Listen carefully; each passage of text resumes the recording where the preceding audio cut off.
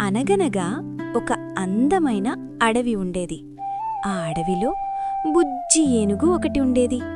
అది చాలా నెమ్మదిగా నడుస్తూ చుట్టూ ఉన్న పూలను, పిట్టలను చూస్తూ హ్యాపీగా ఉండేది.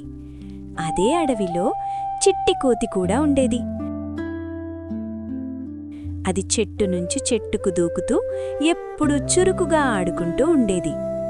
ఒకరోజు చిట్టి కోతి ఏనుగును ఎప్పుడూ ఇంత నెమ్మదిగా ఎందుకుంటావు అని అడిగింది.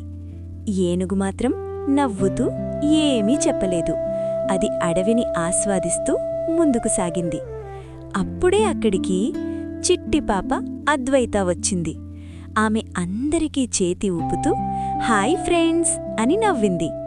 అద్వైత మృదువుగా చెప్పింది, ఫాస్ట్ అయినా స్లో అయినా మనసు మంచిదైతే చాలు కదా.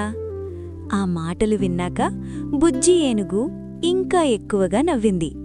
ఆ రోజునుంచి ఆ అడవిలో ఒక మాట వినిపిస్తూ ఉండేది, మనమెలా ఉన్నా మంచి మనసుంటే మనమందరం ఫ్రెండ్సే.